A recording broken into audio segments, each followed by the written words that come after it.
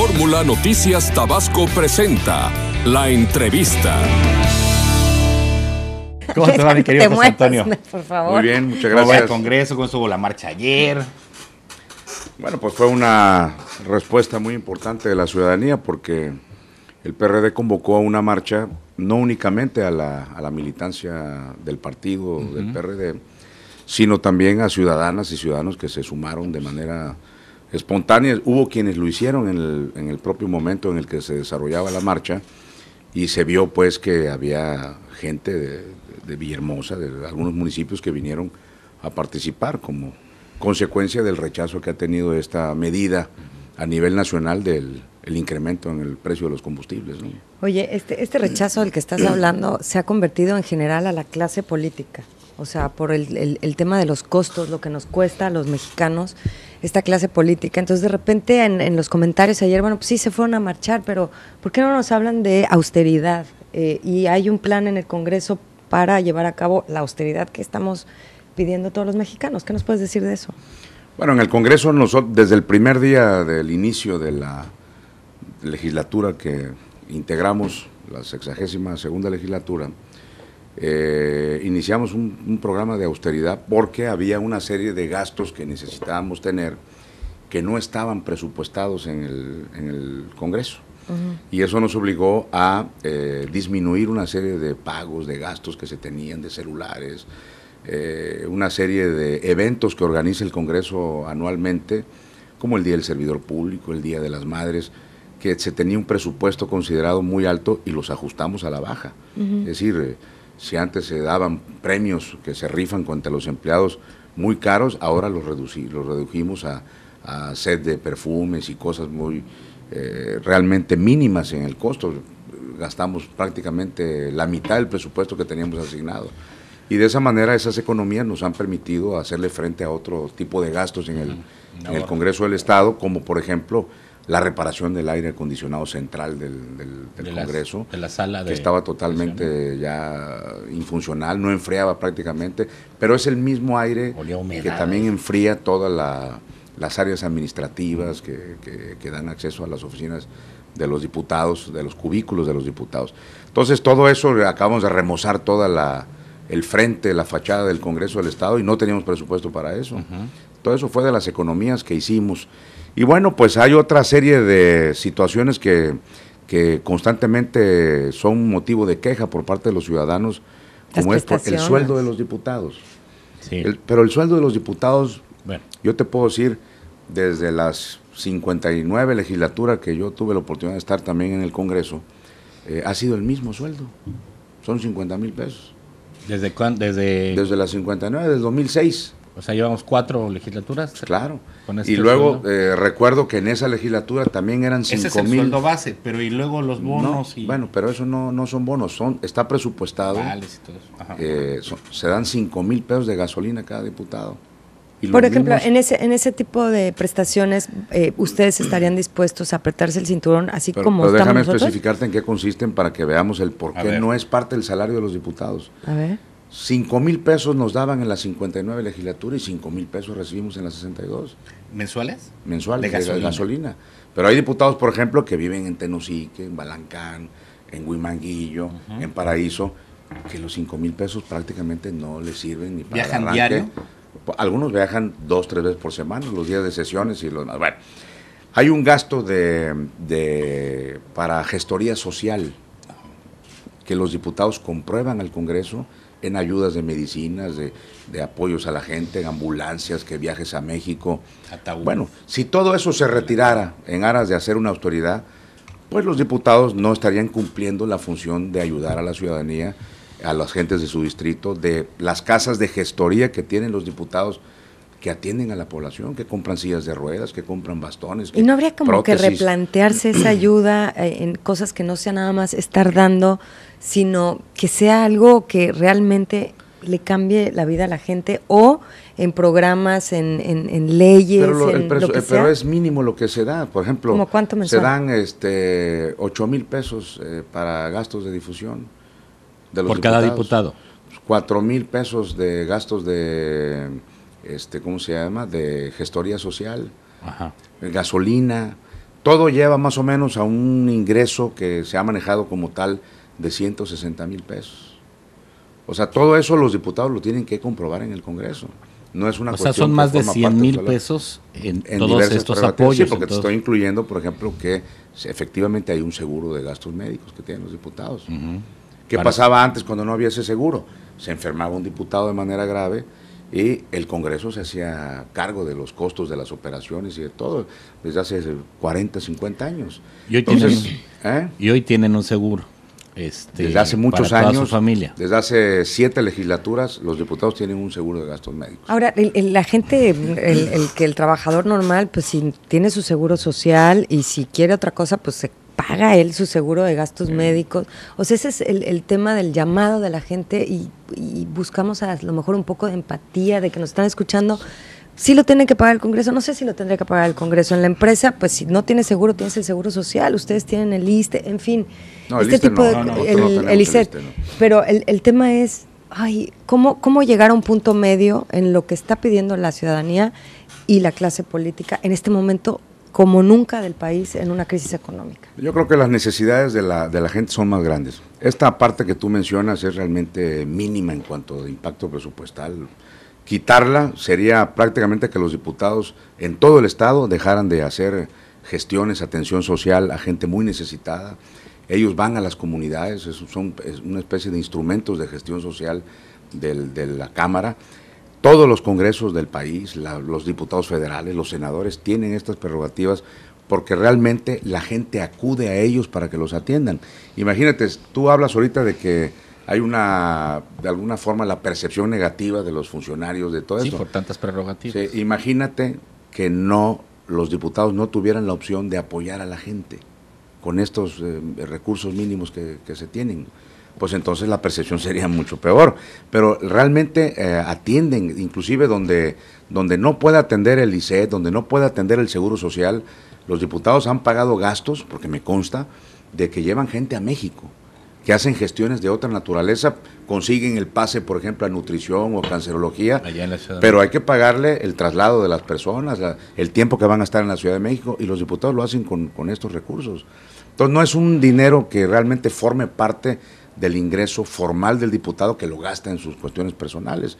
Es así como está conceptualizado, porque así está presupuestado desde la ley de ingresos y el presupuesto de egresos del Estado. Bueno, pero ya habían hablado de austeridad y de que se van a apretar el cinturón. Supongamos que no en las prerrogativas, porque para no dañar a la gente que más necesitada, pero en qué sí, porque ya habían hablado, no sé si en el gasto de la luz, en los vehículos. No, publicidad. Fíjate que nosotros tomamos la decisión, es parte de lo que le comentaba Ileana, de no tener vehículos en el Congreso ya. No hay vehículos en el Congreso. Anteriormente los diputados tenían vehículos en el Congreso. Yo ando en mi carrito, personalmente, no ando con ningún vehículo del Congreso. No hay vehículos ya en el Congreso, ya los vendieron. 4 o 5 que hay se van a rematar ahora por inservibles y se tomó la decisión de no comprar ningún vehículo más, porque no nada más es la compra del vehículo, sino es también el mantenimiento del vehículo, los seguros y todo, ¿no? Gasolina, etcétera. Entonces, nosotros hemos estado desde el arranque de la legislatura en una política de austeridad total en la Cámara de Diputados, que te lo pueden decir los diputados de todas las fracciones parlamentarias, las condiciones en las que estamos operando. Con mucho esfuerzo de ahorro de economías, se acaban de comprar computadoras para las áreas administrativas, para las áreas de las fracciones de los parlamentarias, de todos los partidos. Se compraron algunos aires acondicionados de los edificios donde renta el Congreso, donde está ¿Cuántos edificios hay que renta el Congreso? Bueno, rentamos 2 pisos en un edificio que está frente al tribunal, el edificio Pastrana. Rentamos un local que está en 27 de febrero, donde está el archivo del Congreso. Ya es insuficiente donde estamos nosotros. Rentamos una casa en M. Bruno, donde sesionan comisiones. Rentamos otra casa frente a la Conchita. Son como 5 inmuebles que se rentan porque pues ya no entramos. De hecho, los 35 diputados no están físicamente en la sede del Congreso. ¿Por qué ya no entran? ¿Por las asesores? Se agotó el modelo, se han creado áreas administrativas con los años. Ahora la ley orgánica mandató que se crearan nuevas áreas, que no las hemos podido crear por falta de presupuesto. ¿Para qué las áreas? Bueno, son áreas muy importantes que casi todos los congresos del mundo tienen. Se creó una Contraloría Interna, se crea una dirección de evaluación del desempeño de los funcionarios del Congreso, donde se van a participar los diputados también.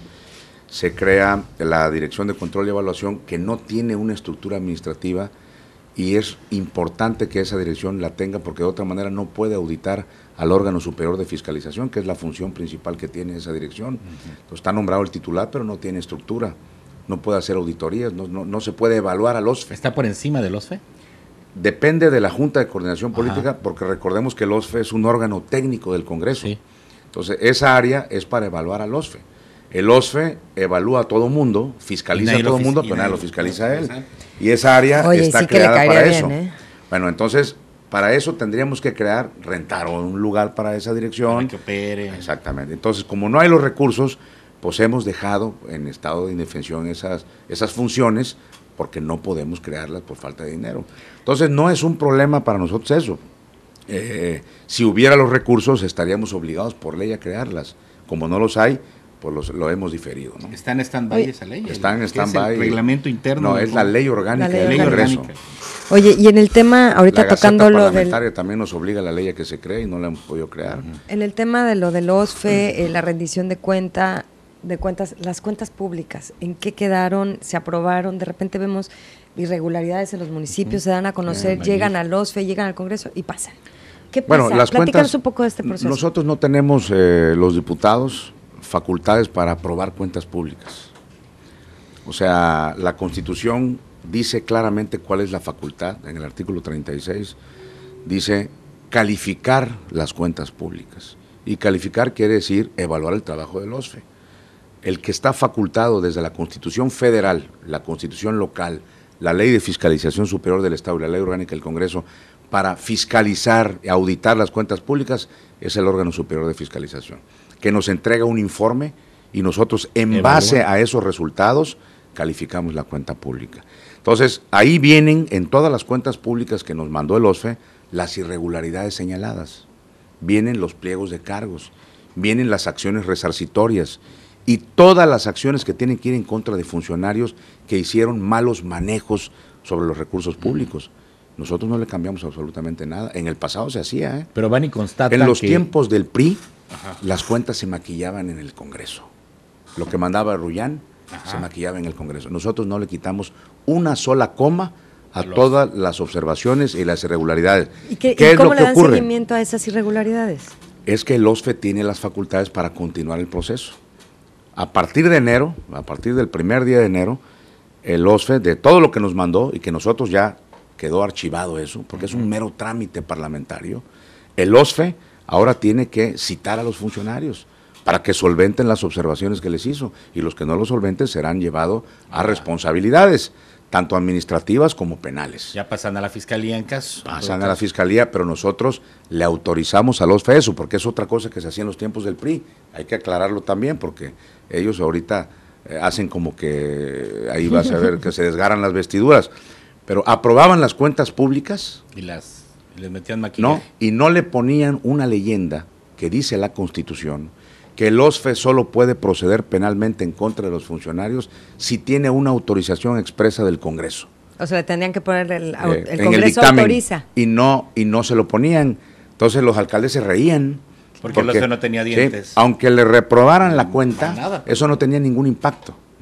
Ahora, no únicamente le pusimos a todos los dictámenes de cuenta pública de los ayuntamientos, de los poderes públicos, la del Ejecutivo inclusive, la leyenda expresa de que tiene toda la facultad para proceder penalmente contra funcionarios cuando así lo determinen sus auditorías y su proceso resarcitorio. Entonces nosotros no avalamos nada en el Congreso. Lo que hicimos fue el trámite de revisar, revisamos las obras en los municipios, hicimos las inspecciones físicas, la inspección documental, le pusimos en los dictámenes y ya está en la cancha del OSFE. ¿No encontraron irregularidades, José Antonio? De lo que les entregó el OSFE, que si la falta de copias, que claro. la falta de, o sea, les faltó mucha información y ustedes se conformaron. Sí, y todo eso se aclaró con el OSFE. ¿Y quién le pone un hasta aquí al OSFE y le dice, haz bien tu chamba, fiscaliza bien? La Dirección de Control y Evaluación es para evaluar el trabajo del OSFE, pero las inspectoras de Hacienda son las que tienen la interlocución durante el proceso de calificación para estar en contacto con el OSFE. De hecho, citamos al fiscal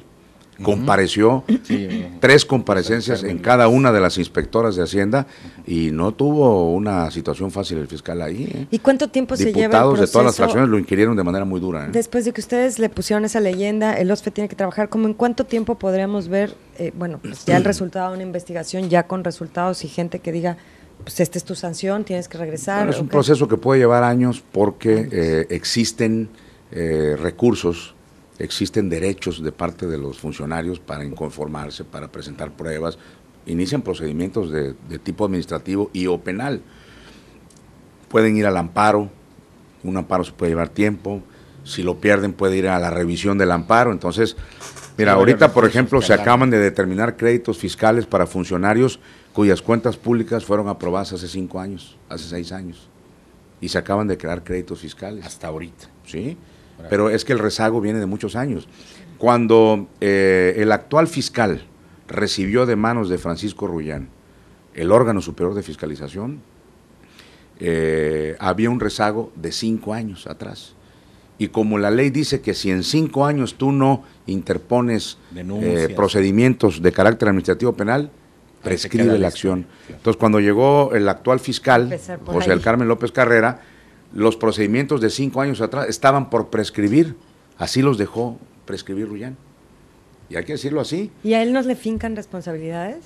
O sea, bueno, a partir pues de eso que encontraron. Pero ellos argumentan, pues Rullán nos lo dijo en muchas ocasiones, que le faltaba presupuesto, que le faltaba personal, que no tenía suficientes auditores para hacer todo el trabajo de fiscalización. Y ciertamente es un trabajo administrativo pesado, pero eso lo hacían de manera política deliberadamente, ¿no?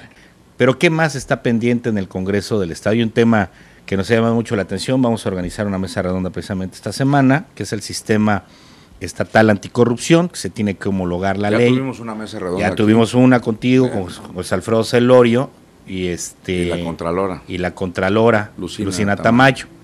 Pero ¿cómo van? ¿Qué está pendiente además de esta ley tan importante que nos invita a acabar con uno de los males más grandes en México? Bueno, como consecuencia de las reformas constitucionales federales y las leyes generales que se crearon con ese fin, nosotros tenemos que crear en Tabasco una ley estatal anticorrupción. Tenemos que crear una fiscalía anticorrupción que va a formar parte de la Fiscalía del Estado, pero como una fiscalía dotada de autonomía y dotada de facultades específicas. ¿Y depende de la Fiscalía General? No, se le van a dotar atribuciones, pero va a estar adscrita porque va a revisar toda la parte de los funcionarios públicos, ¿no? Okay. Tenemos que crear una nueva ley de justicia administrativa que a su vez llevará la creación del nuevo Tribunal de Justicia Administrativa que va a sustituir al Tribunal de lo Contencioso Administrativo. Y tenemos que crear una ley de responsabilidades de los servidores públicos en el Estado, porque hay ahorita una ley de responsabilidades, pero ahora se crea una nueva ley general de responsabilidades administrativas. Entonces tenemos que ajustarnos a la ley general y crear una nueva ley para que los funcionarios estén ahí consignadas todas las partes en las que pueden incurrir en responsabilidades de toda naturaleza, ¿no? Y el Tribunal de Justicia Administrativa resolverá los casos y las faltas graves, tanto por parte de lo que haga el órgano superior de fiscalización, como lo que haga las presuntas responsabilidades cometidas por funcionarios. Se van a ir a este tribunal. Entonces tiene que estar dotado de facultades muy concretas que no contradigan ni a la Constitución Federal ni a la Ley General. Entonces es grande el paquete que se viene. ¿Y eso cuándo tendría que quedar listo? Pues mira, en julio de este año deberían de estar todas las leyes ya en teoría aprobadas. Así lo establecen los transitorios de los decretos constitucionales. Sin embargo, hemos observado que se han venido modificando esas leyes, un par de leyes de esas que van a tener nuevas implicaciones. Entonces, hasta ahorita no conozco estados que ya lo hayan hecho, pero si alguien ya lo hubiera hecho, tendría que volver a modificar. Entonces, lo que estamos es en una especie de espera para ver ya cómo queda definitivamente las leyes generales para hacer la armonización sin estar con los sobresaltos de que ya se volvió a reformar, porque hay una actividad muy fuerte legislativa en el Congreso de la Unión.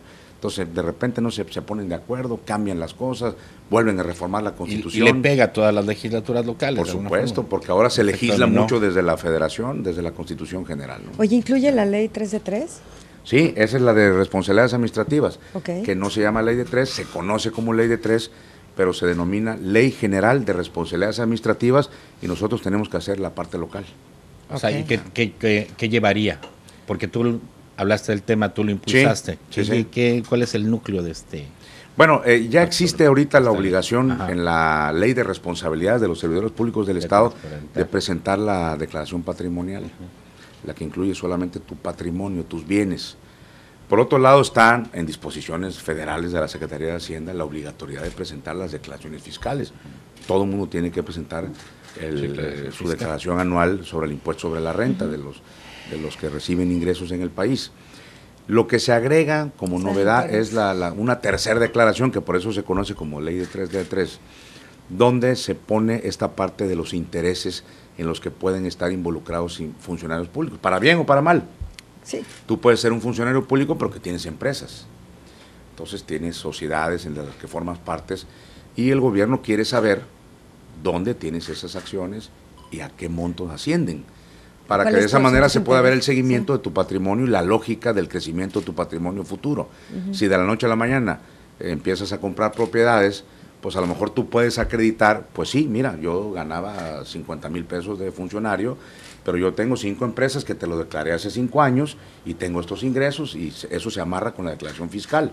Entonces yo he tenido ingresos que me han permitido incrementar mi patrimonio de esa manera. Entonces eso incluye la ley de responsabilidades, la Ley General de Responsabilidades Administrativas. ¿Y qué es la parte más complicada que ves en este periodo de sesiones que va a empezar? Bueno, va a ser todo eso. Todo el paquete sería eso, de reformas que tenemos que hacer. En algunos tenemos que hacer adecuaciones a la Constitución del Estado, y la Constitución implica una votación de 2/3 de los integrantes de la Cámara, que ninguna fracción parlamentaria tiene eso. Entonces va a obligar a que nos tengamos que poner muy bien de acuerdo. Por otro lado, debo decir que eso no ha sido obstáculo, el que no haya una fracción parlamentaria que pueda reformar por sí mismo la Constitución, porque además está prohibido por la propia Constitución. Sí. Nadie puede tener más de 22 diputados por ley. ¿Cuántos tienen ahorita ustedes? 19. 19. Sí, pero el tema es de que hemos hecho muchas reformas constitucionales en el Estado con unanimidad de todas las fracciones parlamentarias, del PRI, del Verde, del PRD, de Morena. ¿Por qué? Porque no hay ninguna intención por parte de nosotros de incluir en los textos constitucionales y legales cuestiones que den marcha para atrás, ¿no? O sea, ya esos tiempos yo creo que se acabaron. Hoy sería absurdo y lógico que algún diputado pudiera presentar algo que contribuya a la corrupción, a la opacidad. No, sería absurdo, porque sería del dominio público. Ya la Cámara de Diputados es una caja de resonancia. Oye, y de que te echan montón, que porque son muchos y ya compraron y ya dejaron hasta Morena por enojos, dejaron al PRI, se sumaron al PRD. Bueno, fíjate que eso lo hemos comentado. Es ilegal porque son muchos. No sé, yo antes veía prácticamente verde el Congreso y ahorita les medio duele. A ver, explícanos cómo no, es. Eso lo hemos explicado en muchas ocasiones. Ajá. Mira, lo primero que hay que decir es que se puede seguir paso por paso el problema de cada diputado. En un psicólogo, en un psiquiatra, ¿en qué sentido? Sí, estaría bueno en cuestiones políticas, ¿no? Ustedes han dado cuenta aquí de eso. Tú viste, por ejemplo, cómo, por poner el ejemplo de la primera que se hizo independiente, la diputada Palacios, Leticia se llama. Leticia Palacios Caballero.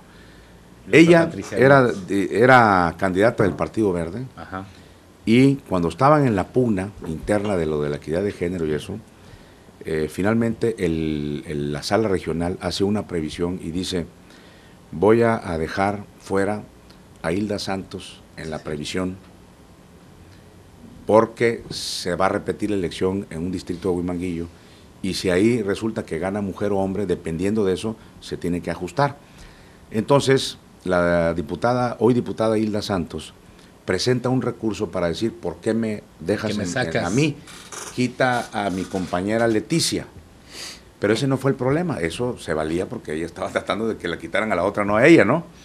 El problema es que fueron los abogados de Federico Madrazo, del partido, los que le hicieron el recurso a Hilda Santos para bajar a Leticia. Entonces, ¿cómo quieres que lo tome eso la señora Leticia Palacios Caballero? Pues lo denunció públicamente, presentó las pruebas, se hizo independiente.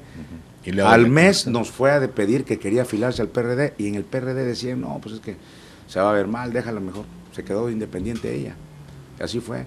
Vas a ver el diputado, por ejemplo, del Partido de Acción Nacional, lo nombran coordinador.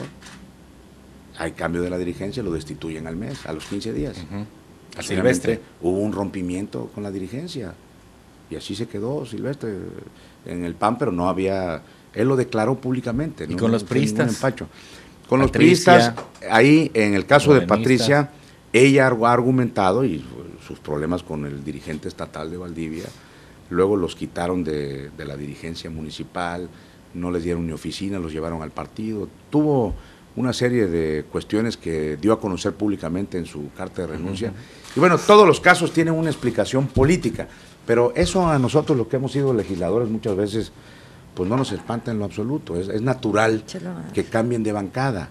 Cambiaban de bancada para irse al PRI, tener mayorías en el PRI, y en aquel entonces... Del PAN al PRI migraban mucho. Sí, ¿no? Sí, pues en mi legislatura la del PAN emigró al PRI, ¿no? Y en la legislatura pasada, la primer diputada del PAN que emigró, no al PRD, que era la mayoría, al PRI, fue la diputada, ¿cómo se llama? Se me escapó el nombre ahorita, la del PAN. La de Mireya Zapata. Mireya, en lugar de irse a la fracción mayoritaria, que es la lógica que dicen que se compran los diputados, se fue al PRI. Y nadie dijo que él había comprado el PRI. Porque ese es un derecho constitucional, esa es la pugna que hay ahorita en los Bueno, ¿confías que este próximo periodo salga el tema de la ley? La ola de corrupción. Bueno, tiene que salir, porque en la medida que vayan aprobando los estados, iremos entrando en una situación de ausencia de legislación. Hay cuestiones que la ley general establece que se tienen que hacer. Si no se hacen con una ley estatal, se tienen que hacer por la ley general. Acuérdate, una ley general aplica para toda la República. País, claro. Entonces, si no lo hacemos, de todas maneras, esas disposiciones tienen vigencia en todo el territorio nacional. Lo que tenemos que es adecuarla para que no haya contradicciones con la ley general. Pero eso no les invita a nadar de muertito de aquí al final de la legislatura, aunque hay una ley general, tienen que trabajando las iniciativas, pero son iniciativas de suyo muy complejas.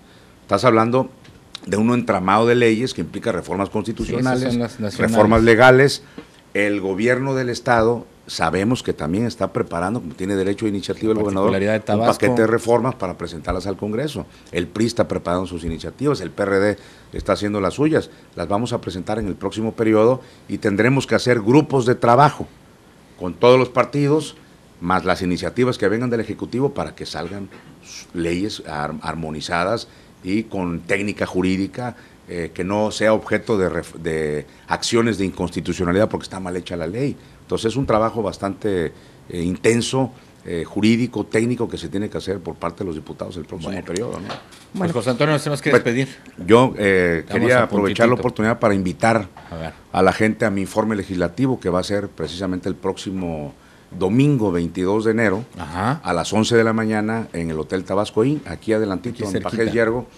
A las 11, ahí voy a dar cuenta de todo mi trabajo que hemos venido realizando, no únicamente como presidente de la Junta de Coordinación Política, sino como diputado local en el trabajo legislativo, pero también en el trabajo de gestoría y de apoyo social a los ciudadanos. El próximo domingo, 11 en el Tabasco Inn. En el Tabasco a las 11 de la mañana en el Hotel Tabasco Inn, domingo 22 de enero. Ahí vamos a estar pendientes. Están invitados. Éxito, José Antonio. Suerte.